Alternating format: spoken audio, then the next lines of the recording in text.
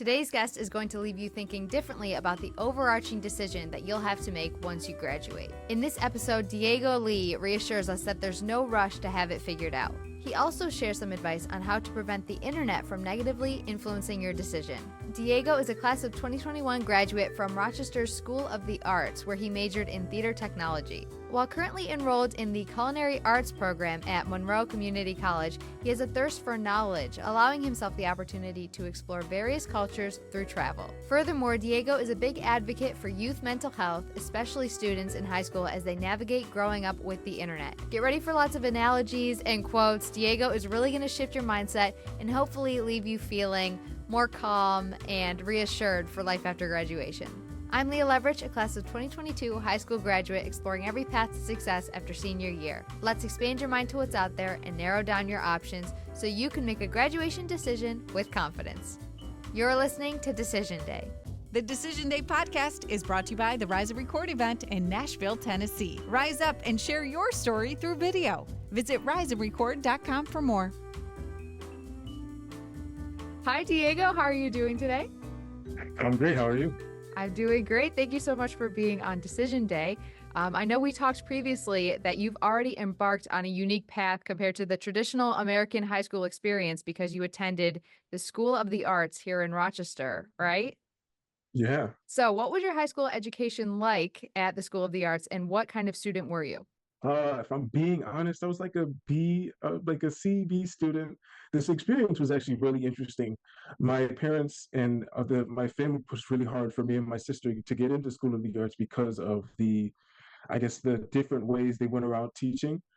They have in School of the Arts, you can have a major, and that's an art school. So you can choose an arts major from theater technology to drama, to an instrument, to singing, to all these stuff. I chose theater technology, which is the people who work behind the scenes and working on the lights and building the sets and bringing all the props. And I just really enjoyed that aspect of being behind the scenes and understanding how the whole experience worked all together, regardless of all the other stuff going on. It was very, very fun. That was what I wanted to do. Yeah, so the school was tailored towards the arts, but you also took normal classes, right? Yeah, we took normal classes. In the morning, we had 2 periods of tech class. So we had an hour and a half before any other class of learning about the theater tech industry and Oh. all that stuff. It was really cool. How did you Definitely fun. decide that you were interested in that? Because if you had to apply ninth grade, how did you know that was an interest to you, or did you know when you were so young? Well, I didn't know how to dance. I was scared to sing. I didn't really know how to do any instrument. And I'm pretty good at working with my hands. And theater technology just kind of fit that open position for me. And I was like, okay, we're gonna go to that. And we had to actually audition to get into the school, which was interesting. A lot of Oh, stress there. yeah. Why did you choose to go to somewhere like that and get that education sooner than after graduation versus just going to a traditional high school? Well, mainly because of the environment, because in like elementary school, we went to a Montessori academy. Okay. And so the shift from a Montessori to I guess, a normal city school district school was, I guess, it would have been a tough shift for me because I was so used to that environment that a Montessori academy had for me. And so School of the Arts was the one that fit that kind of style the best out of the options. And so we Oh, went for that one. okay. And at that school, did you guys have a decision day? No, we did not. Not at all. No, well, also, since I graduated 2021, it was like COVID years, so my semester was online, and a lot of things were kind of distant. I definitely was incredibly distant during that time, so Yeah, yeah. I don't really have much memory of what was going on there because it was very interesting. But no, we didn't have a decision day. They kind of were like, figure it out. Really? So during that weird time, or maybe even now, what does decision day mean to you? I guess it's kind of the day that you understand your options and you decide, okay, so it's kind of a celebration of what it is that you want to do. I don't think there should be much shame in deciding, right, and being undecided and all that stuff, but it's like, what is it that you want to do? And if you can do it, do it. And if you can't, we'll figure something else out. That's what I think Decision Day means to me. Yeah. And what did you decide during that class of 2021 when it was kind of online? What was your decision? I went to MCC. Actually, I Okay. went to MCC before going to MCC now for computer science, and it was all online. and I hated online work because I did it for maybe a year and a half Yeah. in my semester or my final year of high school with all my friends. We're supposed to be ruling the school as 12th graders. Didn't work out. Yeah. And so jumping into another online class sucked. It sucked. I flunked out of the classes and I was just in a bad spot at that time. So I'm back at school. Like I'm doing it all in person, and I'm appreciating certain aspects of school differently than what I would have then. So I'm coming into it with a game plan in mind, and that's the difference. That's the main difference from then and now. With your decision to attend community college right away, did you feel any pressure about that decision from society or friends or family, any of that? Yeah, I felt it on so many aspects. Both of my parents have their masters, so they were incredibly upfront about you need to get a degree, you need to get something, you need to do something. And I have a sister, and they were very much on that with her. And she did her own thing. I always what I love about my sister, she figures out her own way. She forms her own path in life. I love And it. for me, being the youngest, you kind of look up to your older sibling. And so I was like, I want to be like that. I want to do that. So I didn't necessarily want to go to school at the time. They pushed me into going into school. I went to school. I left school, and I figured something else out. And now I'm back in school. There's still the pressure of finishing school, but I'm figuring out my own way and my own path in this. While you were in high school, how did that pressure from society or family or looking up to your sister, how did that impact your mental health at the time? I was stuck. It's like instead of standing and walking towards the edge of the cliff, you sat down. And I was sitting down, I was just kind of looking at the things around me, and I had so many questions of what it is that I want to do with my life because I see the trajectory that I'm on. I see that I'm leading towards the edge of the cliff, and I don't want to fall. So, how have you since overcome all of that to kind of come out on top and to find a path that works for you now? I spent so much time on the internet. If I had this like thought of the like overall time I've spent on the internet in comparison to my life, and I think maybe a third of my life, of my 20 years on this planet, I've spent on YouTube or on Instagram or on some kind of social media website. And that was just like, dang, that's so much time that I spent on these things. I realized that there needed to be some distance, and if I put as much time and effort I put into social media, if I put into video games, into my own life, what would that be? So that was kind of one of the things. There's so many things that helped to push me into coming to making these decisions. I often think of myself as like a group project. There's so many people surrounding me and around me that have impacted my growth and the completion of my project. Even if completion it doesn't exist, there's no complete with me. But it's the continuous growth and pushing me to becoming who I wish to be. And I'm always incredibly thankful the people who I surrounded myself with, but also the information that I decided to look for. And I know that we've both talked about how we've had Instagram since we were like 12. Like now it's the new Yeah. normal to just be so young and have access to social media. So how did that, and I know you graduated in 2021, which is when the online decision day accounts were created to promote where people were going. How did what you saw on social media impact your decision for life after graduation? Or maybe it still does. So I was in so many different echo chambers. And when you're in these echo chambers and you see people who have the same ideas as you or thinking the same thing as you, it can shape the way that you see the real world and the physical Yeah. world because you think that all of the things that you're experiencing in the virtual world is what everybody in the physical world is dealing with. That's why I didn't give any effort or any direction into what I was doing at school during that time because it felt hopeless and meaningless, and it didn't seem like it was pushing towards anything valuable. And when you did go to community college right after graduating and you did the online school, you said you were doing computer science, computer technology? Computer science. I did thought that was one of my avenues for a career. I was like, okay, we'll do this. We'll figure this one out.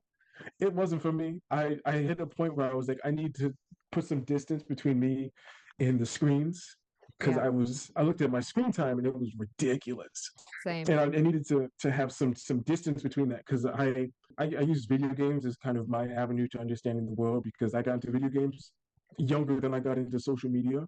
Yeah. And so I realized that video games often have a level of, like most media and entertainment, as of escapism. And I realized the amount of time I was putting into my video game character to level them up, to get them the best armor, to have the best stats, to forming all these cool relationships and stuff. I wasn't doing that for me. I've The never screen would thought of turn it off. like that. That's so interesting. The screen would turn off, and I'd look at the black screen and I'd see me, and I'm like, I'm the same. Nothing has changed. And that was there's so many little things with how my connection with the internet has shaped the way that I look at life and understand the relationships that I have. And it's just it's eye-opening because I think it was necessary for me to become the person I am. And I know that you mentioned when we talked before that you took a year off in between school. You took time. So that's after your computer science. You were like, okay, this is not for me. You took time off. I got a job as a residential electrician. So I was Right. because after I was on the computer so much, I was like, okay, I want to do some stuff with my hands. I want to meet people. I want to go outside. I want to feel the sun on my face as I'm doing stuff. And so the opportunity to become a residential electrician and work for this company came up, and I took the opportunity. And we were going into like maybe 5 or 6 houses a day. So you're moving quick, going to house to house to house to house, and from different groups. So you're going into these brand new like houses that are just got built, and then there's people like middle class people in their houses, and they're stressing and all that stuff, and then there's the people below in lower income environments, and it was very interesting to see the spectrum of people within the community because I didn't put much effort into expanding my horizon and perspective of the Rochester community, so that was one of the opportunities to do that. And once I did that, I was like, wow, this is awesome. But this work ain't it. I don't think this is for me. Yeah. What did you learn about yourself during that? I mean, you learned so much about other people, but did that help you redefine what you wanted out of your career? It made me realize that I needed to work on myself. I think there was an aspect of my interactions with people that it was emotional, it was mental. There was something going on in here that was kind of changing the way I perceived every action someone else would make around me and make it into something that it might not have been. So I needed to look inward. And then that's when I took the year or and a half break.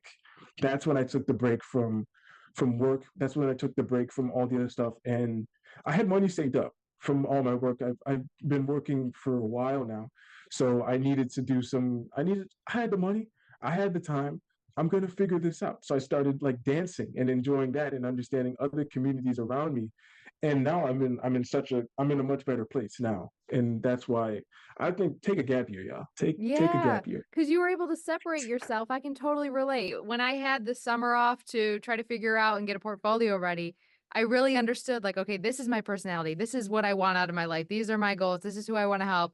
Why did I say I wanted to go to this school? I was just saying that because of the people around me. So I completely Hmm. agree. There's something so powerful with taking that time after high school, but with considering that gap year stereotype of like, if you stop going to school, you'll never go back. But you did stop for a second and you are currently going back. How do you I am view going back. that stereotype right now? I think I don't think school is necessary. I think with all the things going on with school, with the price of school and the question of whether or not the education you're getting from school is worth it, I think the stereotype is changing because the community surrounding education is changing. With our generation, I won't say our generation is super different from other generations. I think every generation goes through the exact same cycles, but I Yep. think we have different tools compared to the other generations. Like millennials or Xers, they had to go to libraries, they had to go to actual schools, they had to get these internships and these apprentices to gain this information and this knowledge. Now you just look it up. It's in your pocket. You have a portal to the greatest library in history in your pocket. I'm going to school for the community and the actual, I guess, the relationship building aspect of school. Yeah. That's the main reason why I'm going there. Because I can get the education somewhere else, but if I can get the education and the community work at the same time, I don't see that as a bad trade-off. So with the path you're currently on as a culinary student, how could you tell that this was right for you after taking that time off? First off, like most humans on this planet, I love food. I Mm-hmm. love eating, and I realize that food is like, for me, I think it's important to build community. I think there are some great community building skills that our generation, I won't say lost, but they weren't necessarily as necessary for us to build because of the internet. But I think being able to be the one who knows how to cook, being able to be the home base for this community building for this, that was another great reason why I wanted to get into it. Plus, I love making food. I love going out to places and eating food, and like I can make that. And those little moments where I'm just kind of I look at food differently and all that Yeah. stuff because I really enjoyed that whole aspect of it. That's why I did it. I like it. So if you're listening and you have similar thoughts about when you're eating, if you're thinking about the cooking going on behind the scenes, or even I know you've mentioned the cultural aspects of food, maybe consider going into the culinary arts. But right now, can you explain your views on traveling at our age, at a young age, and how that ties into the work that you're doing in the culinary field? I think travel is incredibly important because it broadens your perspective of what is normal. It takes somebody. I think there's this movie called Spotlight, and in the movie, I mean, it's kind of dark. I don't know if you want to get into all that, but overall, the main thing is that it takes a village to raise a child, and it takes a village to abuse a child. But in order for people to realize that the community is abusing the child, it takes someone from outside of that community to look at the community from a different perspective. So if you Oh, are in a community, I think it's important to be willing to experience and understand different things from different people who don't look like you, people who don't sound like you, people who don't speak the same language as you, people who don't come from the same places as you, because it is beneficial in your overall perception of the world, I think. yeah, I could Plus, completely it's fun. agree. And yeah, travel's fun. Who doesn't want to, I don't know, visit Rome for a week or For whatever? real, for Um, real. so what advice do you have for the person that's listening that is trying to find their purpose, figure out their career, but they don't know where to start? Be kind to yourself. It's a Oh, whole process. You are still figuring it out. I know people who are 70 years old who still have no idea what they want to do. I say jump at the opportunities, but not all the opportunities. Not every single opportunity that is present for you is good for you. I think jumping at opportunities is important. We're young, we got our young bodies. That's one of our greatest advantages. Our yep. brains are sponges and we're soaking in so much information. But be incredibly mindful of the information that you are receiving because not everyone has your best interest in heart. And plus, some people just don't know anything different, right? If you go into like business school and you're learning from someone, it's important to learn. And like, if you're learning from a professor, it's important to ask the professor a question like, have you ever owned a business before? Because Yeah. if you're learning from somebody who's teaching you about business, but has never had a business before, their information and their knowledge on the subject will be skewed. So I think use the tools available to you, be kind to yourself, and trust the process because you're not going to get it immediately. You're not going to get it immediately. Don't expect to be perfect. Perfection doesn't exist. Better does. Better exists. Always push to be better than who you were, but don't push to be perfect because it doesn't exist. You're so quotable. All of these like little phrases you're saying, I think that's really going to help confuse young adults because I know it would have helped me. So thank you, Diego, for sharing your perspective. I've got the last question that I ask every single guest. I'm excited to see what you're going to say based on your experience and also your youth because we see a lot of the older generations kind of saying like, okay, Gen Z's doing all this stuff wrong. But from your perspective, what mistakes do you see young people making right now? Like the unwillingness to change, as well Mm. as the fear of change, the Oh, fear of becoming somebody different. yeah. But I think we as a generation will survive. We will get through this, and we will change the world for the better. I believe. And if even if older generations don't get it, I see our generation as a train on the train tracks. And if other generations wish to stand in front of our train and get run over, that's fine. That's fine. You're gonna get run over. So the question is not of us. We're going to be continuously moving forward. The question is, are these other generations going to get out of the way of the tracks? Are they going to put some trees in front of the tracks to stop us? Or are they going to jump on the train with us and help push us forward? I think it's incredibly important that we know to ask questions. That's incredibly important with the internet in all aspects. So I have a couple questions that I think are important to ask. So is what does the influencer want?